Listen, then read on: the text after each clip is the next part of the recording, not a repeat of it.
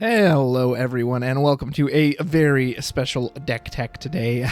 Special in the sense that it's not a very unique deck and it's nothing groundbreaking, it's nothing that, oh, I found a secret that no one else did. However, it is the deck that let me, for the very first time, claim a victory in the RVA weekly tournament that's run by the returners, John Schreiner, on Wednesday evenings.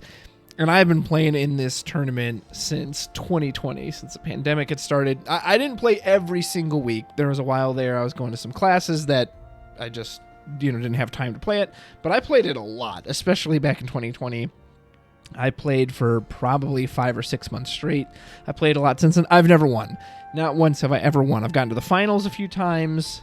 I'll get 2-0 and then I'll just lose in the finals, or one time I actually got through the finals and then I lost. There was a fourth match instead of just 3.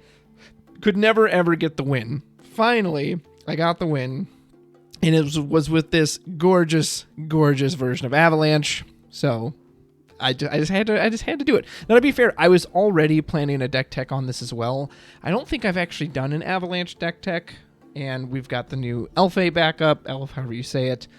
And I wanted to show him off, but, it's a pretty self-sufficient idea, right? That you throw all the Avalanche operatives in and you do Avalanche things. And I've seen plenty of variations, too. Some people have run it with the Soiree package. I've seen that work out really well, actually. I've seen other people just supplement it with kind of random cards like Noctis, etc. Plus, there was a few new cards that I'd wanted to try that I did, so here we go. I'm going to touch on it. If you aren't familiar with Avalanche, I'll just kind of briefly touch on the core idea, because I'm sure most people know it by now. Came out, some of the cards, Barrett, Tifa, came out in the Opus 14 set, but then the starters came out in their own set. And basically the idea is that Wedge, Jesse, and Biggs all cost only 1 CP if you already control an Avalanche operative on the field. So they're all very cheap to play. And then Barrett is the big thing that enables them. Barrett gives all other operatives besides himself haste. He doesn't take damage less than his power, so he's very resilient. And then you can discard any card for any of the Avalanche operative members from the break zone, and you can do that once per turn, your turn and your opponent's. So that makes them very resilient, because not only do they have their own great party effects, Biggs makes whoever parties unblockable, or not unblockable, unbreakable, and then you draw a card. Jesse can search or play a cloud for free. Wedge can break a dull character for or more your opponent controls. Not only are they resilient in the sense that Biggs can help make them unbreakable, Barrett can just keep getting them back over and over and over again. And the big chain to start all of this is Tifa. Tifa searches out a Cloud, and then Cloud is also what gets it going as well. So when Cloud enters the field, if you control an Avalanche operative forward, that's very important. You can never just put Cloud out by himself. You have to have one of the others out first. You get to choose 2 of the following 3 actions. You hit a forward for 10,000 damage. You choose an Avalanche operative or 4 or less in your break zone, play it onto the field. That is every single Avalanche operative, so there's no one that doesn't get back. And then all the forwards you control gain haste until the end of the turn.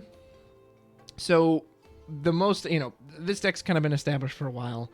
And it was really just, what do you support it with? What do you do with variation? Well, recently, as a matter of fact, it was this past weekend at the time of this recording. Not sure when this video will hit the YouTube airwaves, if you will. But I believe his name is Evan, won the French re-raise with a version that was very, very similar to this. I ended up changing a few things for my list, but I did really like his list. And the whole point is to just be aggressive, which isn't something I normally do as a player. I'm usually a very mid-range player. I want to get my backups. I want to set up, take my time, fight you in the mid-range, and win that way. However, I do kind of appreciate decks like this in the sense that it's not that they're easy, because especially in Avalanche, there are a lot of lines. There are a lot of ways to discard something for Barrett, get it back, deciding which backups you hold, you throw out. That actually ended up being very important in my RVA matches. But it's also, I have a very straightforward plan. I want to just kill you by turn 3. I just want to knock you out as fast as possible. So I want to look at some of the new cards especially that help us get there. Of course, 3 Wedge, 3 Jesse, 3 Biggs, 3 Barrett, 3 Tifa, 3 of this Cloud. You'll notice we have some other Clouds as well. We have 2 of this Fire Cloud. He's basically in here, 1 because he's Fire CP, 2 he's a Burst. 2 of the Cloud Pod. Originally, I was actually running the Opus 14 Cloud Legend, but the thing is, especially if you're going aggressive with this deck, this is really the Cloud. This is the only Cloud you ever really want to play. However, what I do like about Cloud Pod, as he's affectionately known as, or the 2CP Earth 11 starter Cloud, is he somewhat helps you with your consistency. If you notice, we only have 13 total backups in here. Very, very low backup count, which is, crazy for me, right? However, like, let's say you don't see any of these backups. You just draw a really weird hand. You have a bunch of your summons.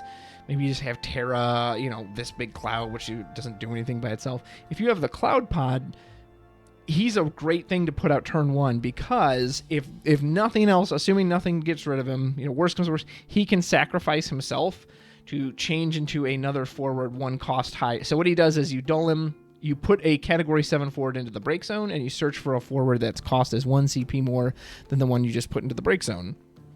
So you can search out, if he does it on himself, you can search out any of the operative members. If he does it to one of the operative members, you can then search out Barrett. If you find yourself in that line, you can, sacrifice Wedge, bring out Barrett, then Barrett can go fetch the Wedge back. Again, this is not what you're trying to do by any means, but if something goes really wrong and you don't see any good starting pieces you want, it's a nice little alternative. Certainly better than the Opus 14 one, and that's a good card. But it's a slower card. That is not a card you want when you're trying to just knock your opponents out. So we're loaded up on the operatives. We have extra clouds because Jesse and Tifa both search clouds, so we want to make sure we always have at least some target. And trust me, you'll go through them surprisingly fast. Let's talk about some of the new stuff, in particular the backup line. So Evan in his deck was running all Earth backups. I believe he was running 2 Rydia, if I'm not mistaken, and possibly one other. Oh yeah, I think he's running 2 Rydia and like a Sid Garland. So all Earth backups, which the reason for that is, again, all of your Avalanche operatives, the 3 main ones, all become cheaper when there are other operatives on the field. So really, you don't really want a lot of fire. You want the Earth, because if you have, let's say, 3 Earth backups, you want to say, dull 1, put out Wedge, dull 1, put out Jesse, dull 1, put out Biggs. Very efficient. However, I have to also admit, I'm not sure how people succeed with this deck running only Earth. Obviously, you have things like Tyro that can generate fire for you, or when you're trying to get down the Barrett or the Cloud or the Tifa, you can always just pitch a fire card from hand. You can dull, 1 card, throw out Brynhildr, boom, now you can get Tifa out there. Throw out and pitch another card, boom, now you've got enough to get Barrett. However, I think Elf A is just too good to pass up. 1, he's an Avalanche operative, so not only does he just fit in the job requirement, he actually makes the 3 of these all cheaper. You no longer need another forward out to get the reduction on them. So again, if you have a weird turn where you don't have the Barrett, the Cloud, the Tifa combo yet, and you just have to put out Biggs, well, as long as Elf is on the field, you can dull a single Earth backup to put out Biggs. You no longer have to get another one first. He's an EX burst, which is great. I love seeing this card early. I saw it in the RVA tournament. Turn 1, put out Elf, discard, whatever card you don't need, which is also really nice. It can just discard any card. You search for whatever Avalanche operative you want. Usually I'm searching Barrett or Tifa. And this is a really big improvement over the Meath backup, which did a similar thing, but you had to discard a card of a certain cost. So in order to search out Barrett, you had to discard a card of cost 4. If you wanted Tifa, it had to be cost 2. Elf just says, I don't care, discard the worst card from your hand, get the best Avalanche operative.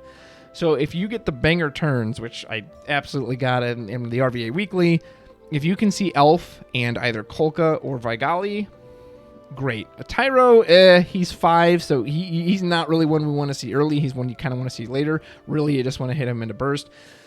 But so I have turns. You set up what's basically I would call the play. You get Elf down. You've got your fire, and then you get down the Kolka or the Vigali, and together, assuming you don't already have them in hand, you search out Tifa and Barrett. Now, on your next turn, you have 1 fire and 1 Earth backup. So you dull both, put out Tifa right on curve. You don't have to overpay. You're right there.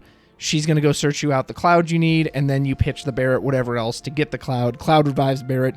If they have something worth blowing up, knock it out of the way. Otherwise, everybody just hasten, and it's amazing. You're off to the races. For only having 13 backups, this deck does have quote-unquote consistency again, in that if you see Kolka, Elf, Vigali, that's 9 different cards you could see to potentially search out the one you really need on turn 1. So chances are you're going to see at least one of those cards, which is very nice. I really like this card a lot. Again, if you can make it work without the fire, if you can just run the earth, power to you. That probably is more powerful. That does allow you to run things like the Carbuncle summon from Opus 14. Evan had that in his list as well. I can't run that here because the elf is going to be fire. The Carbuncle is never going to draw a card. I guess you could just run it for the power bump, but I want to, if you want the card draw. But me, I just don't have that kind of luck that I'm going to be able to survive off the earth. But hey, if you want to do that, by all means, I think elf is great. It's absolutely everything you would want to use.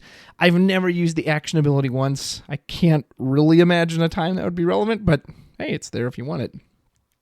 Summons are probably kind of the most flexible spot.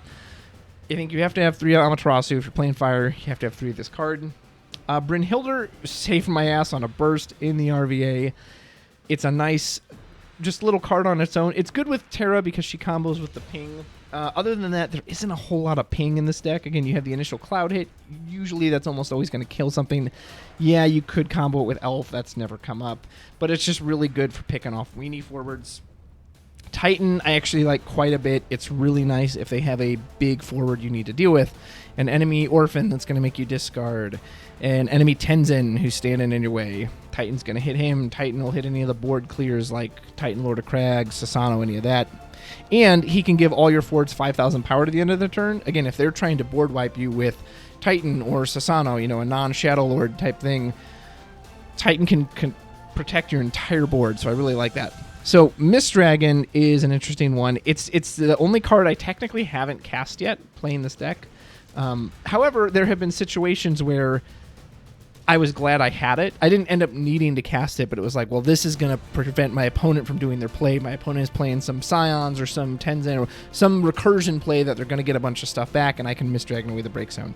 Now, for as fast as this deck is going, yes, you could say this card's too reactive. I want something more proactive. If you want to do that, if you want to find another fire or earth summon that is offensive, absolutely feel free. Bahamut would probably be a pretty good one. Just helps you blast forwards out of the way. Is really nice if there's a problem forward that once you've spent Cloud's Entry, you don't have a ton of removal. So if you want to, absolutely feel free to do that. I might even try that myself. But I wanted to give this list in its entirety of what actually won me the event. So only 1 copy of Marlene. It's just nice on a burst. We have 15 EX bursts, as you can see down here. So enough of them hit relatively frequently. 1 copy of Aerith. This has been relevant, even though it's only a 1 of. If I hit a Tyro or something, so I've won games off of just searching the Aerith. Now, all my Avalanche operatives, instead of attacking for 7 each turn, now they're 9 on their own. Barret is 11. If Barret's 11, it's nigh impossible to kill him with any damage-based removal. They're going to have to just break him outright or do some other thing. Don't forget the Tifa trigger, too. So many people forget that Tifa has this power bump that when a forward other than herself attacks, it gains 1,000 power. I cannot count the amount of times I have run a 7-cost Avalanche operative into an 8-cost defender. They block thinking, oh, okay, this guy's, what has he lost his marbles? I say, okay, they trade. What do you mean it's 7? And I just draw an arrow from Tifa to them, and they're like, oh, I always forget that. It's like, you got to remember that. So this is the deck. You do want to be very aggressive. Cards like Terra, you only really ever want to play if it's going to get you back a Key Amaterasu, a Key Titan, something to help keep you alive. But it's so fast and so efficient that if they don't have an answer early, it's just, what do you do? And the thing is, it actually has really good late game potential, too. In that weekly I won, I got to use the Tifa Damage 6 ability, which says, play Tifa, search out the cloud, immediately play it for free, go off to your Avalanche things. Absolutely awesome. I think it's great. I think it's a really strong way to just have aggression, and especially if you're going against wind decks, wind ice, these decks that want to set up and take their time, really go for it. As far as tech slots, I do want to mention that you could try to run something like a Sasano or a Philia or a Titan in here.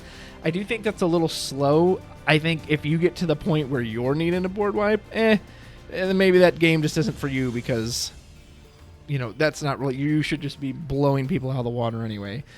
Lease is a card that I had in here originally, as with Noctis. Let's touch on Noctis first, actually.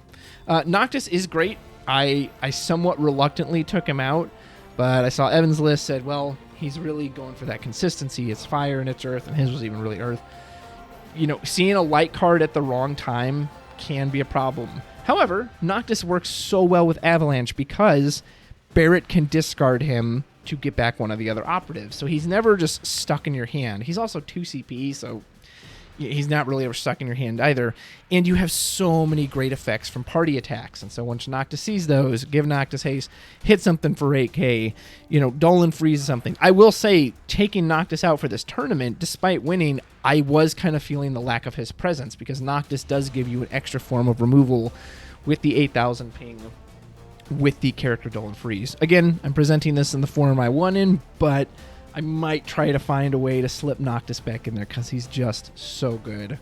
Would definitely recommend this card. Lise, on the other hand, is what I want to talk about. I was really excited to try this card. It seemed like it was made for Avalanche, and to be totally upfront, I never used it. I never used it once.